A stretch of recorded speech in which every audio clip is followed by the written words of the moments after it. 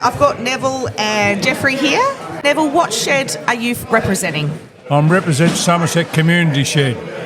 So how long have you been part of the shed? 11 years. 11 years. And what's the positive that you've found since joining? Well, I retired at 65. At 64, I decided, what am I going to do with myself? And somebody said the Somerset Community Shed, and it was in its very early stages. And I went along and I had a look, and they were so welcoming. I thought, this will do me when I retire, and that's what I did. I floundered a bit on retirement because you lose income, which everyone goes through, and I thought, how am I going to make ends meet? But that all worked out. I've been an active member there now for 11 years and love it. I go 3 times a week, sometimes 4, and you learn so much as well. You don't know everything, and you can ask questions. There's plumbers and there's electricians and there's all that type of people you can talk to, and it's terrific. Like I had a sticking sliding door, and I thought, how am I going to fix that? And I took my problem to the men's shed, and the carpenter / builder put me on the right track, told me where to get the new wheels and get the new slide. Look, in half an hour, I had the door sliding on my little finger, like Wow. just information like that. And you talk about your health as well. You learn a lot about health. You don't have to say anything. People will come and talk to you. It's just a great movement. I think it's a great movement.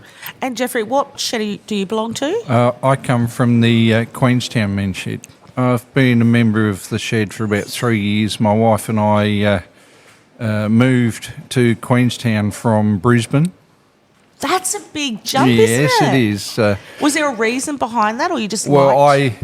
I worked in Brisbane and for Suncorp in their computer operations department, and they were looking at outsourcing, and they tried a couple of companies in China and all that sort of stuff, and then they ended up outsourcing everything to India. So all the computer operators were retrenched, and the wife and I were talking about moving to Tasmania when we retired, but when I got retrenched in my early 60s, it sort of brought it forward by about 3 years. And because I thought, well, I'm not going to be able to get a job at my age because I'm an old bugger.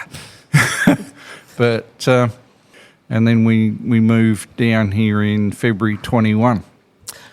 One of the main reasons that I joined the men's shed in Queenstown was to actually meet people because we were new to town. What's your shed in Queenstown like, and I guess how's it had a positive effect on you? Because I could only imagine going through that transition is really challenging. Yeah. One of the aims of the men's shed was to give blokes a chance to get away from their wives for a while.